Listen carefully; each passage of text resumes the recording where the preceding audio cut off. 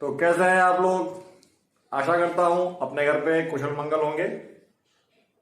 यह वीडियो आपके अर्धवार्षिक परीक्षा का जो हल के माध्यम से तीसरा वीडियो है। तो आप लोगों का स्वागत है एक बार फिर आपके अपने YouTube चैनल पे, इस प्लेटफॉर्म पे जहां पे हम आपके लिए तिलक इंटर कॉलेज अर्धवार्षिक परीक्षा कक्षा 12 का गणित का जो एग्जाम हुआ था उसका पेपर हल किया जा रहा है। और ये तीसरा प्रश्न है आपके लिए। प्रश्न आपकी स्क्रीन पे लगा हुआ है, ठीक है। इससे आप अपना आकलन कर सकें, स्वयं आकलन कर सकें कि आपने सही किया है कि नहीं, और आपकी जो बोर्ड की परीक्षा है उसमें आप अपने लिए अच्छा स्कोर अर्जित कर पाए, ठीक है। तो जो तीसरा प्रश्न है काफी आसान है, और अगर आप इस तरीके की जो हमारी मुहिम चली हुई है इसको आप सफल बनाना चाहते हैं तो आप चैनल को शेयर करें, सब्सक्राइब करें। और अगर भविष्य में जल्दी ही अगर हमारे सब्सक्राइबर पूरे हुए तो हम ऑनलाइन पढ़ाई भी आरंभ करेंगे, ठीक है। और जो आप प्रश्न का हल देखना चाहते हैं वो आप मेरे पास भेज सकते हैं, जिससे मैं आपको वो प्रश्न हल करके आपको बता सकूं, ठीक है।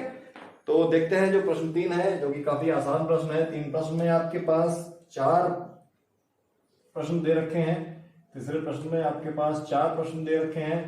पहला प्रश्न, जो पहला पार्ट है इसका, जो कि 2x प्लस 3y बराबर sin x, और हमको क्या निकालना है, हमको यहां निकालना है dy बाई dx निकालना है, जो कि निहायत ही सरल सवाल है। मैं आशा करता हूं आप लोगों ने सही किया होगा, एक बार आप मिलान कर लें। तो अगर मैं यहां पे x के सापेक्ष अवकलन करूं, x के सापेक्ष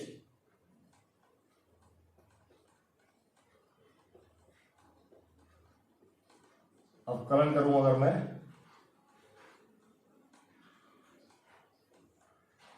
अवकलन करने पर मुझे क्या मिलेगा, क्या dy by dx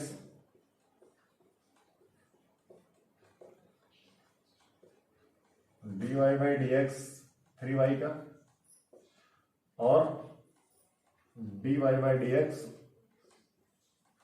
sin x। ये स्टेप आप नहीं लिखेंगे तब भी चलेगा, ये स्टेप आप अगर नहीं लिखते हैं आप डायरेक्ट कर देंगे तब भी चलेगा, ठीक है। अच्छा, तो ये क्या आ जाएगा 2। अच्छा, इसका क्या आएगा 3 dy बाई dx, क्योंकि यहां पे जो dx है, dx बाई dx आएगा वो कट जाएगा, जबकि यहां पे y है जो कि नहीं कटेगा। इसी प्रकार sin x का जो अवकलन करेंगे तो हमारे पास cos x आएगा, और जो dx बाई dx है वो तो हमारा कट जाएगा, ये आपको पता है। तो हमारा क्या बचेगा, यहां बचेगा 2 प्लस 3 dy बाई dx बराबर cos x। अच्छा, ये 2 उधर जाएगा, 2 उधर जाएगा, तो क्या हो जाएगा माइनस का 2, और साथ में जो ये 3 है, 3 भी यहां चला जाएगा। मैं डायरेक्ट कर देता हूं, तो आपका आंसर यहां पर ये होने वाला है। मैं आशा करता हूं आपको समझ में आया होगा, जो कि काफी सरल सवाल था। आइए बढ़ते हैं अगले सवाल पे, आपकी स्क्रीन पे, जो कि किसका सवाल है, एक रेसिप्रोकल लेना है हमको, व्युत्क्रम अवयव का ज्ञात करना है। तो आप अपनी स्क्रीन पे देखें दूसरा सवाल, जो आपको अवयव का व्युत्क्रम निकालना है, जो खा है, आपको इसका क्या निकालना है, व्युत्क्रम। एक अवयव दे रखा है a, और क्या है ये 1 2 2 माइनस 1, ये एक अवयव दे रखा है। इसका आपको क्या निकालना है, व्युत्क्रम निकालना है, रेसिप्रोकल निकालना है। क्या निकालना है, इसका निकालना है का। आप अपने स्क्रीन पे सवाल देख सकते हैं, व्युत्क्रम निकालना है आपको, रेसिप्रोकल निकालना है, व्युत्क्रम निकालना है। तो क्या होता है, व्युत्क्रम क्या होता है, इसका व्युत्क्रम को हम कैसे दिखाएंगे, इसके व्युत्क्रम को हम दिखाएंगे ए, मतलब क्या निकालना है हम लोगों को, हमको निकालना है ए इनवर्स, इसका ए इनवर्स निकालना है। तो ए इनवर्स क्या होता है, ए इनवर्स हमारे पास होता है एडजॉइंट मैट्रिक्स ए और बटे ए। तो एडजॉइंट ए हमने पहले प्रश्न में निकाला था, अगर मैं इसका एडजॉइंट ए निकालता हूं तो मैंने पहले प्रश्न में निकाला था, एक वो भी तरीका है। तो अगर मैं पहले ये निकाल के देखता हूं, यहां पे ये क्या है, ये सारणिक है, इसका सारणिक कैसे निकलेगा, 1 - 1 इन दोनों का गुणा -2 × 2 ऐसे। तो क्या हुआ इसका, ये हुआ -1 - 4 बराबर -5, जो कि 0 नहीं है। अतः देयरफॉर क्या ए इनवर्स परिभाषित है, क्या है, एग्जिस्ट करता है, परिभाषित है, परिभाषित है, हम निकाल सकते हैं। अगर ए 0 आ जाता तो हम ए इनवर्स निकाल ही नहीं पाते। तो क्या है, ए इनवर्स निकाल सकते हैं क्योंकि ये 0 नहीं है। ठीक है, तो अब हम क्या निकालेंगे, अगर मैंने क्या बताया था, एडजॉइंट ऑफ ए आपको कैसे निकालना है, कैसे निकालना है। तो अगर आपने पहला प्रश्न देखा है, अगर आपने पहला प्रश्न देखा है तो आपने जो पहला प्रश्न देखा था उसमें हमने एडजॉइंट निकालना सीखा है। कैसे, इन दोनों का स्थान बदली करते हैं, क्या ऐसा ही था, इन दोनों का स्थान बदली करते हैं और इन दोनों के चिन्ह बदली करते हैं। तो 2 और 2 लिखा हुआ है, इनके हमने चिन्ह बदली कर दिए, ऐसे बताया था। अदरवाइज आप क्या करोगे, एडजॉइंट ए कैसे निकालोगे, एडजॉइंट ए निकालने का तरीका ये है कि आपको ये निकालना पड़ेगा A11 A12 A21 A22 का परिवर्त आपको ये निकालना पड़ेगा। अच्छा, तो एडजॉइंट ऑफ A11 क्या है, A11 में यहां पे निकालता हूं, जगह कम है हमारे पास। A11 क्या है, A11 हमारा क्या होगा, A11 होगा हमारे पास -1, जबकि A12 क्या होगा, A12 क्या होगा, A12 पहली रो छोड़ेंगे, दूसरा कॉलम छोड़ेंगे 2, लेकिन माइनस लगाना पड़ेगा। जानने के लिए पहला क्वेश्चन देखें आप, A12 -2 कैसे आया। अच्छा, अब मैं A13 निकालूंगा, पहला, सॉरी 13 तो है ही नहीं, 13 तो है नहीं, सॉरी 21 निकालूंगा, दूसरा रो पहला कॉलम छोड़ूंगा तो क्या आएगा 2, लेकिन माइनस लगाना पड़ेगा। और मैं A22 कैसे निकालूंगा, दूसरा रो दूसरा कॉलम छोड़ूंगा, दूसरा कॉलम छोड़ूंगा तो आंसर क्या आएगा, दूसरा रो दूसरा कॉलम, ये रो ये कॉलम, ये रो ये कॉलम, क्या आएगा 1। और साइन क्यों है, क्योंकि -1 के ऊपर पावर लगी हुई है, -1 के ऊपर पावर यहाँ पे 2 लगी है, यहाँ पे 3 लगी है, यहाँ पे 3 लगी है, यहाँ पे 4 लगी है। जानने के लिए पहला सवाल देखें। ठीक है, तो अब A11 क्या आएगा, मैं डायरेक्ट लिख रहा हूं, A11 की जगह मैं लिख दूंगा -1। ठीक, A11 की जगह लिखा मैंने -1, A12 की जगह लिखा मैंने -2, A21 की जगह लिखा मैंने क्या -2, और A22 की जगह क्या लिखा मैंने, क्या लिखा 1। ठीक, 1। अब इसका परिवर्त के लिए मैंने एक चीज और बताई थी कि आप यहाँ पे डैश लगा सकते हैं, डैश लगाने का मतलब क्या है, डैश लगाने का मतलब है जो हमारे पास रो है वो कॉलम बन जाएगी और जो कॉलम है वो हमारे पास रो बन जाएंगे। देखो, तो ये दोनों सेम आ गई है, मैंने दोबारा आपको निकालना बता दिया है। स्पेस है हमारे पास, ठीक है, हाँ अभी हमारे पास स्पेस है। तो अब हम क्या करेंगे, अगर मुझे ए इनवर्स निकालना है, तो एडजॉइंट ए बटे ये मुझे करना पड़ेगा। तो अब आप देख लो ये क्या मैट्रिक्स है, -1 -2 और ये बटे व्हाट, बटे -5। तो मेरे पास क्या आ गया। मैं यहां पे लिख देता हूं, मेरे पास क्या आ गया, 1/5 माइनस का, या अंदर अगर मैं कर देता हूं 1/5 अंदर ले जाता हूं, इसको मैं ऐसे लिख सकता हूं क्या, माइनस का 1/5, इसको मैं ऐसे लिख सकता हूं, और इसको मैं ऐसे भी लिख सकता हूं कि ये माइनस अंदर गया तो क्या आंसर आएगा मेरे पास, क्या आंसर आएगा, आप देखो ये माइनस माइनस प्लस हो गया तो क्या आ गया, 1/5, 2/5, 2/5 और माइनस का 1/5। मैं आशा करता हूं आपको ये सवाल समझ में आया होगा, मैं आशा करता हूं आपको ये सवाल समझ में आया होगा कि इतना टफ नहीं है जितना आपने टफ बना लिया है, इतना टफ नहीं है जितना टफ आपने बना लिया है। तो बढ़ते हैं आगे सवाल की तरफ। आपकी स्क्रीन पे अगला सवाल मौजूद है जिसमें एक त्रिभुज का हमको एरिया निकालने के लिए बोला गया है। अगला सवाल आपकी स्क्रीन पर मौजूद है जिसमें एक त्रिभुज का एरिया निकालना है। ठीक है, अगला सवाल त्रिभुज का एरिया निकालना है, और जो कि काफी आसान सवाल है। त्रिभुज का एरिया, अगर हमारे पास शीर्ष दे रखे हैं, शीर्ष दे रखे हैं, तो त्रिभुज का एरिया कैसे निकालते हैं हमको पता है। जो कौन सा पार्ट है, का खा गा पार्ट है हमारे पास। अगर हमारे पास शीर्ष दे रखे हैं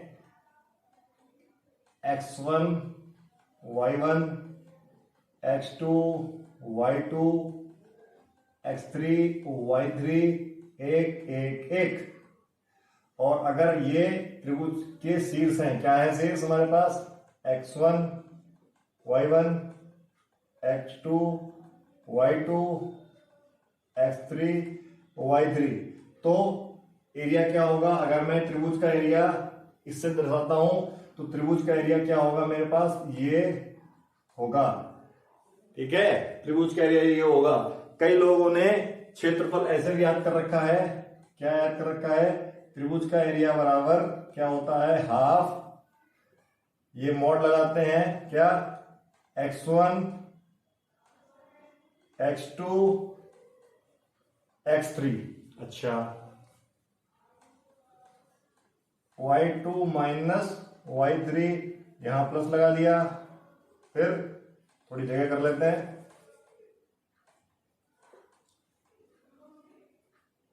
कई लोगों ने इसको ऐसे भी याद कर रखा है। ठीक है, तो क्या हुआ, क्या लिखेंगे, ये हो गया। अब यहां लिखेंगे क्या,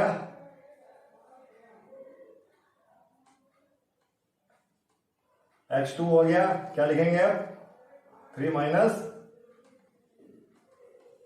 1, मतलब y3 माइनस y1, और यहां क्या लिखेंगे,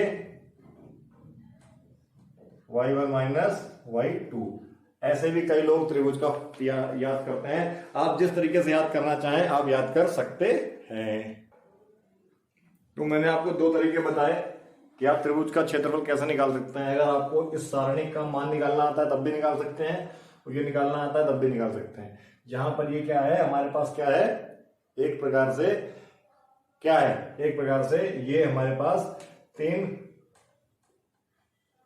जो उसके शीर्ष हैं त्रिभुज के वो दे रखे हैं। अच्छा, ये सारणी हल करने का तरीका देखो, ये तो शॉर्ट फॉर्म याद है तो ठीक है, अदरवाइज हम इसको कैसे भी सॉल्व कर सकते हैं। मैक्सिमम बच्चे क्या करते हैं, इसको ऐसे सॉल्व करते हैं, कैसे, ये आपको लगाना पड़ेगा मापांक, ताकि फंक्शन अगर नेगेटिव आए या पॉजिटिव आए तो हमारा उत्तर हमेशा पॉजिटिव ही आए। तो हम इसको ऐसे भी सॉल्व कर सकते हैं क्या, x1 के सापेक्ष जैसे आपकी इच्छा है आप ऐसे करें। ठीक है,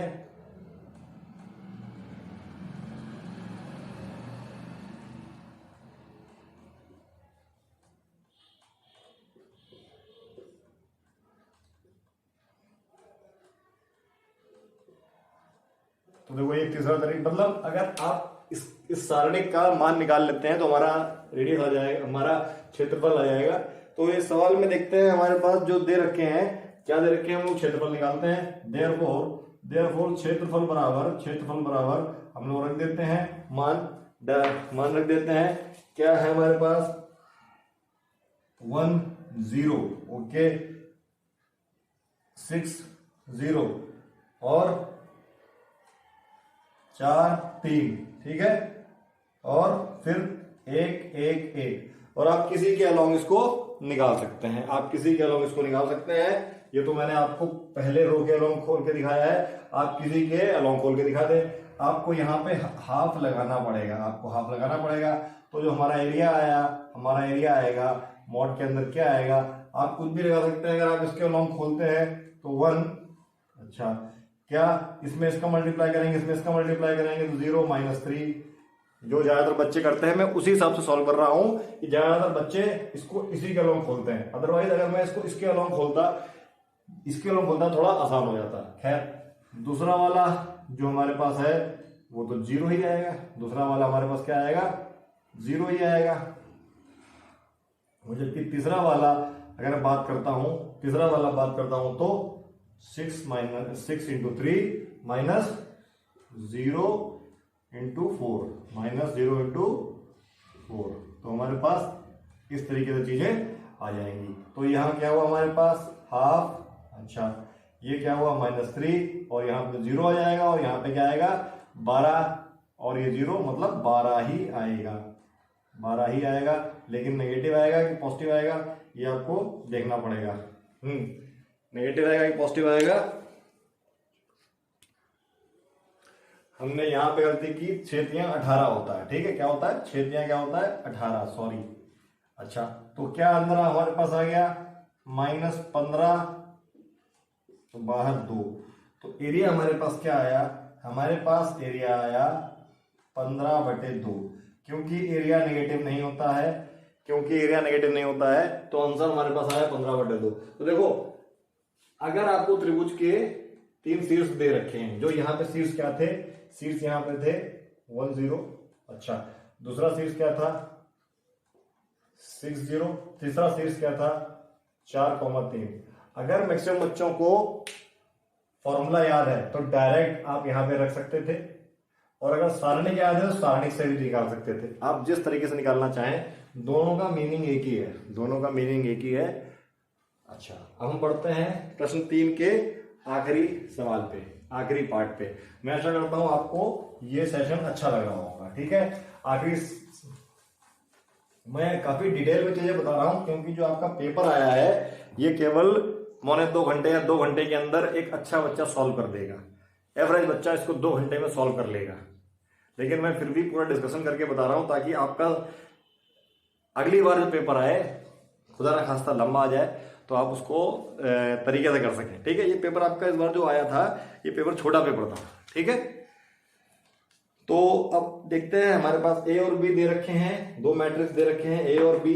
हमको क्या निकालना है, जो पार्ट क्या है हमारे पास, घा पार्ट है, आपकी स्क्रीन पे आप देख सकते हो। हमको बी और ए निकालना है, दोनों का गुणा निकालना है। तो बी मैट्रिक्स क्या है, बी मैट्रिक हमारे पास है, बी मैट्रिक है हमारे पास क्या 1 -2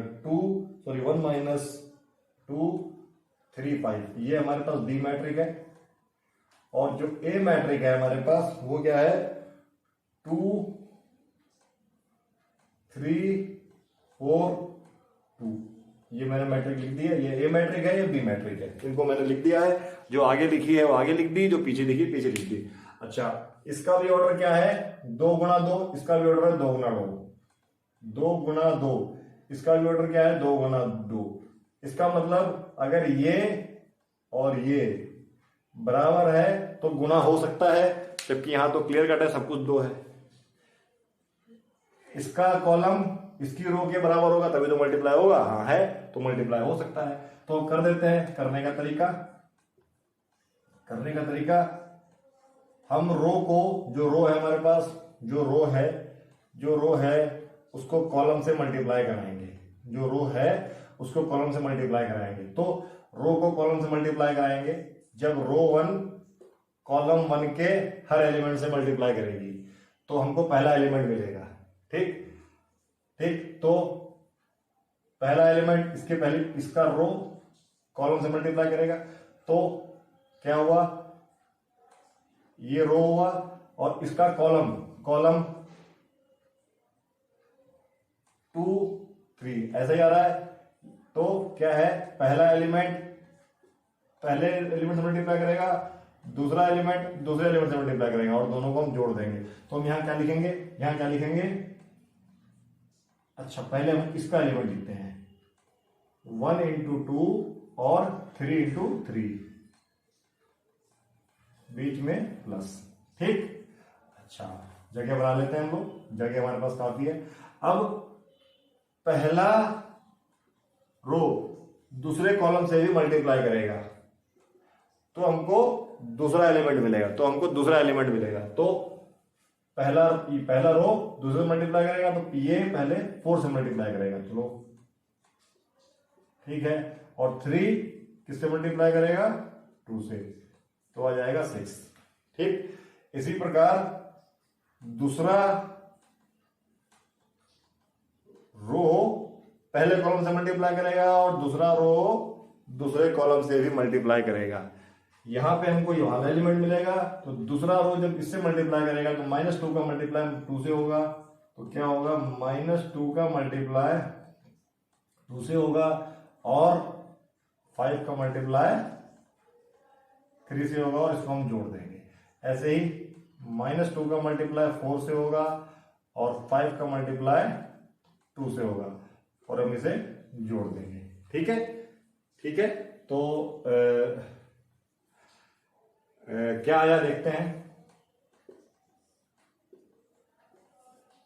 2 और 9, यहां पे 4 और 6, यहां पे 4 माइनस का प्लस 15, यहां पे माइनस का 8 और 10, ठीक है।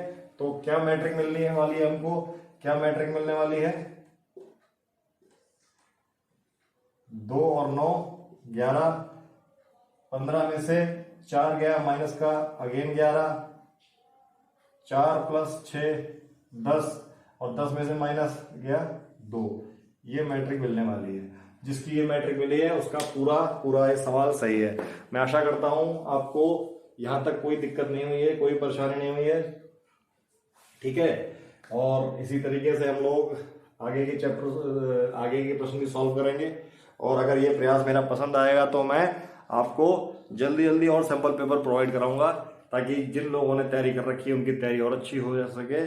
और जो पढ़ना चाहते हैं ऑनलाइन माध्यम से, उनसे गुजारिश है कि चैनल को शेयर करें, सब्सक्राइब करें, ताकि रात को हम 1 घंटा पेपर से पहले डेली पढ़ सकें, ठीक है। 1 घंटा आधा घंटा जैसा हो, रात के 9 से 10 बजे तक हम ऑनलाइन पढ़ाई कर सकें। मैं आशा करता हूं आपको यह प्रयास अच्छा लग रहा है और आप इससे लाभ उठा पा रहे हैं। धन्यवाद।